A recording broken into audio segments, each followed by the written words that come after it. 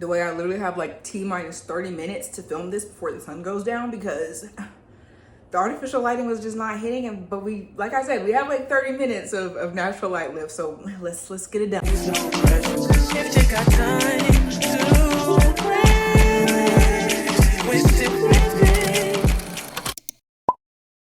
Hi everybody, welcome back to the channel. My name is Kaitlyn if you're new here. So happy that you found me. So happy that you're here. You see, I even shifted the way I'm sitting to cover up the fact that the painting is still not done.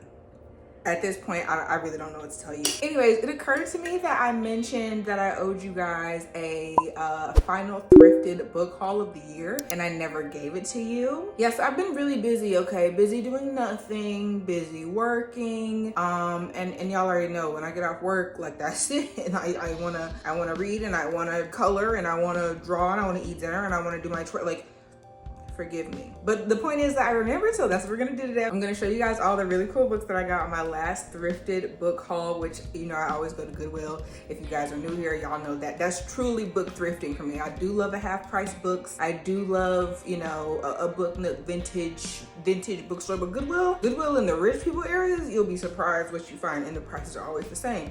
$1.92, $2.92, like you're not gonna pay more than $3 for a book. So it's always Goodwill supremacy for me. I'm doing a whole lot of yapping for somebody to be on a time crunch. I already know you absolutely love the vibes here, so why don't you go ahead and do me a favor and just hit the subscribe button, you know, comment, let me know you're here, turn on your post notifications so you don't miss the next time I post a video, so you don't miss out on more vibes. It really only makes sense. Anyways, without further ado, let's get into the 9 books that I picked up on my last thrifting trip, and y'all, they're kind of bangers. I was beyond surprised, okay? So the theme is womanhood, I feel like, okay? So all the books that I got is about being a woman, about being, you know, a Black woman, about having boundaries as a woman. There's a common theme here, and I'm super excited to share those with you. The first book that I picked up is called Self-Care by Lee Stein. First of all, y'all already know I'm always judging a book by its cover, every single time. The cover immediately got me, okay? I'm still trying to figure out whether or not this is fiction or not. The synopsis says a girl named Maren Geld is on a company-imposed digital detox. She tweeted something terrible about the president's daughter,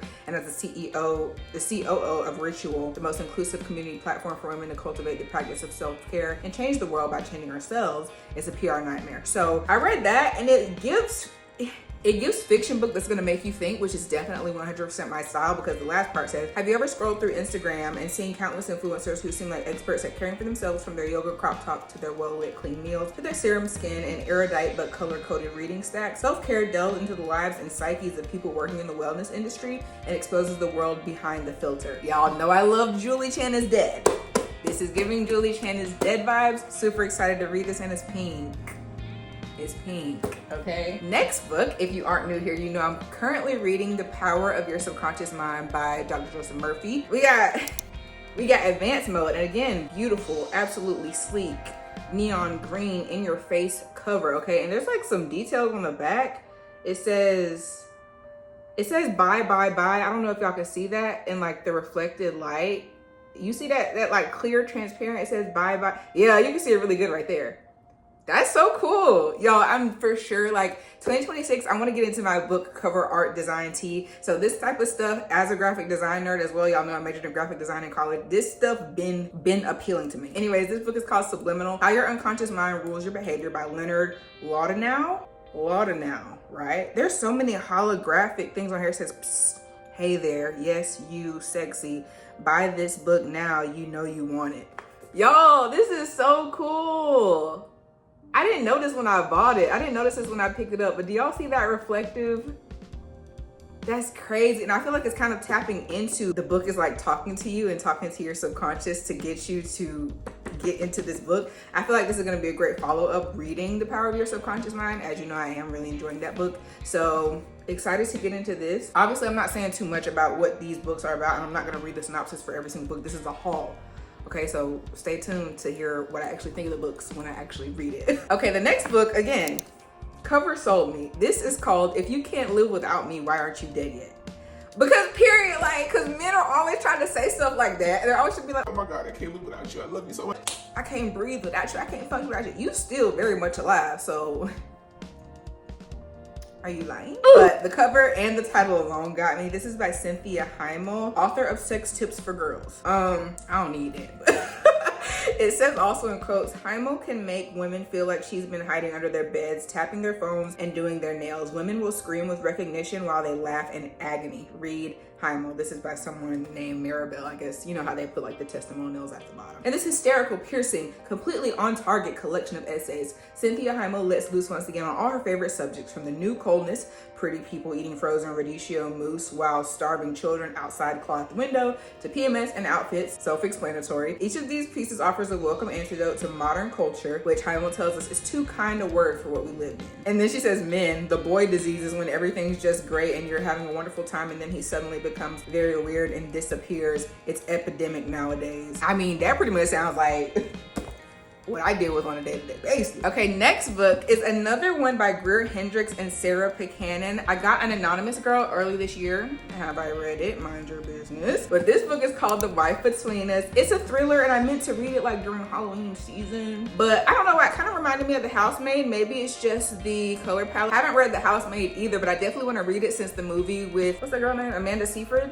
Is that her name? Amanda and Sydney Sweeney. I kind of want to see that since it is coming out in December, so I kind of want to go ahead and knock out The Housemaid. But like, it's gonna be weird. Like, y'all, I'm very particular like with stuff I read. I don't like reading things that really make me feel like heavy on the inside, or like, you know, like I'm very particular with the stuff that I read. I do want to check out The Housemaid, but when I saw the trailer, I was like, I don't know about that. Anyway, we're talking about The Wife Between Us. This is what I picked up. It says, when you read this book, you will make many assumptions. You will assume you're reading about a jealous wife. You will assume she is obsessed with her replacement, a beautiful younger woman who is about to marry the man they both love. You will assume you know the anatomy of this tangled love triangle. Assume nothing. And like, she ate with that, because like, that's not a synopsis, but like, that was enough for me to be like, right. The next book that I found is called Feminasty, The Complicated Women's Guide to Surviving the Patriarchy Without Drinking Herself to Death. From what I understand, this is just, you know, essays, conversations about, you know, recognizing women as humans and not just as women, and what we can do for the male species.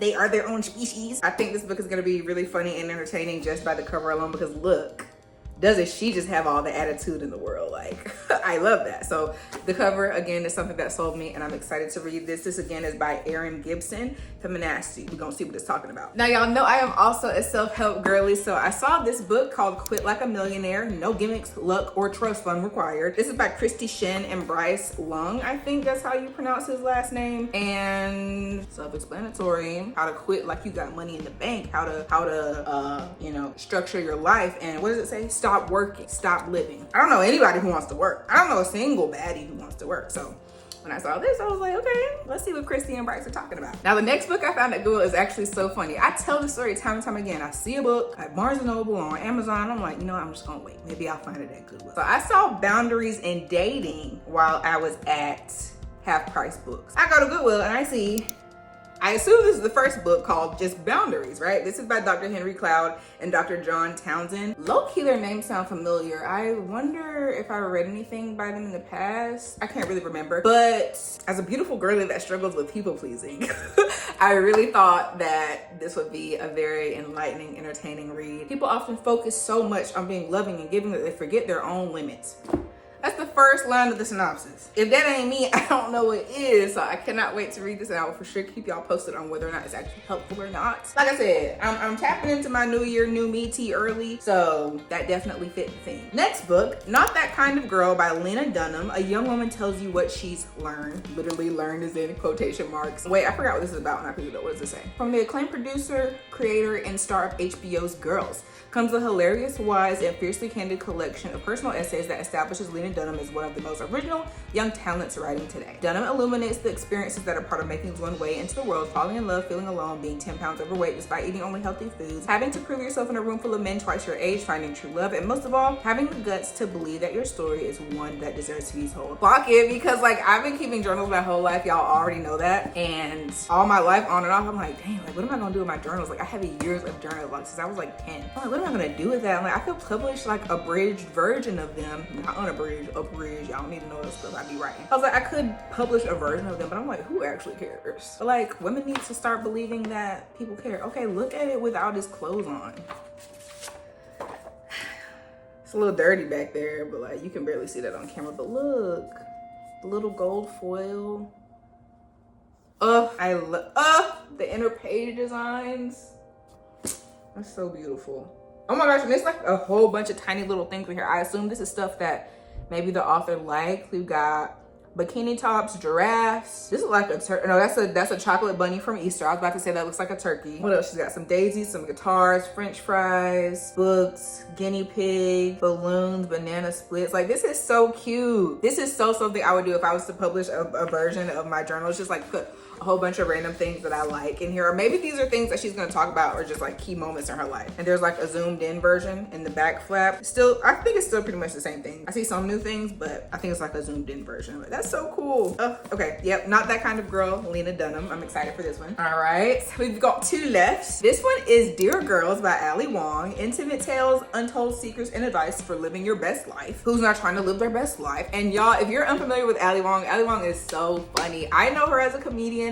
I also know her as starring in Beef, that Netflix series. Do y'all remember that? The show is really good and I would watch it again. And this is basically just like, you know, Ali Wong really doesn't have a filter anyway. I think this is just like her story and her dedication to women and her, you know, natural, funny, comedic tone. It says, Dear girls, you're prohibited from reading this book until you are 21 years old. I write about some truly embarrassing shit I did in my youth, and I don't want you to use these stories against me when you are teenagers. Thank you for understanding. Now put this book back on the shelf. Like, she's so funny. And like, look at her face. And whoever did her brand shoot for this, iconic. And y'all know what really got me. I read the first page of this while I was shopping and I was like, listen to this. And then look, she dedicated the book to her father. Dedicated to my father, the incomparable Adolphus Wong, who taught me unconditional love and how to give 0 to Miss Yuso. As a daddy's girl, like, stop. Okay, the preface. Why I'm writing this book. Dear girls, I have a secret that I never wanted anyone to know. And no, it's not that I once slept with a homeless man. Everybody already knows about that. Let me explain. Girl, what? I read that and I was like, I'm in, because what do you mean? What are you actually talking about? Okay, and then we're actually taking a break. I think, so I told y'all I don't really know if self-care is fiction or like what is giving. Oh my gosh. My hair's all over the place, y'all. I ain't got no type of retwist, like. Anyways, this last book, I know for sure it's fiction. I think this is the only other fiction one besides Self-Care that I bought. But this one is called The Other Black Girl by Zakiya Dalila Harris. I think that's how you pronounce her name. I really hope I did it right. Every person I know named Zakiya spells it like that. So I'm hoping this is Zakiya. Zakiya, Dalila, or Delilah. See? Nah, bro. Sorry. This is called The Other Black Girl. And again, just read the inner flap of where the synopsis is and thought that it was interesting. 26-year-old. Again, let's start right there. I'm gonna tell you what the book is about in a minute. But I feel like as someone in her mid-20s, I used to read so much like YA, because the last time I was really into reading, I was a young adult. I was a YA. I was like 14 to 16. And I felt like it was so much easier to find books as a young adult. And then like when I got into my 20s and picked reading back up, I was like, all the characters are either younger than me or older than me, and like I really don't like that. So that's really one of the biggest things that saw me when I found this book, 26-year-old editorial assistant. Like, thank you, somebody who's mid-20s like me and we all black, like. Anyway, it says 26-year-old editorial assistant Nella Rogers is pretty tired of being the only black girl at Wagner Books. So of course she's excited when Hazel May McCall starts working in the cubicle beside hers. Girl, what?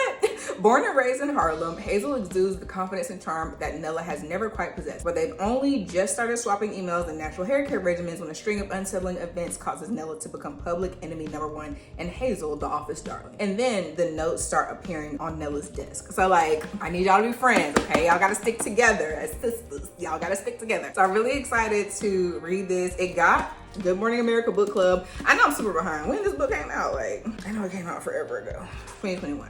Yeah, so I was busy being a college student instead of reading for fun. So better late than never. We got it. And I can't wait to get into this. I've really been struggling to like enjoy fiction books lately for some reason. Y'all remember a video I did? I think it was like a cozy, productive evening in my life or something like that. And I started The Girl I Was by Geneva Rose. Why am I just now like vibing with the audiobook? Like I'm about to finish it now. And surprisingly enough, I'm about to do my nails while I finish it. I have like 2 hours left and I'm just not getting into it. I don't know why I've been struggling with fiction. I feel like I'm maybe on like a fix my life kick, which is why I'm only interested in self-help books and things like that. But I kind of want to have fun reading. Like I'm tired of kind of reading like the self-improvement stuff. But I'm excited to check out The Other Black Girl. Excited to check out Self-Care. Gonna finish The Girl I Was. Like I said, it's good now. It did have its cornball moments where I was just like, oh brother, like this is lame, but now I'm starting to really enjoy it, and especially as it gets ready to come to an end. As I mentioned in the video before, where it's about a girl named Lexi/Alexis. It's basically like some back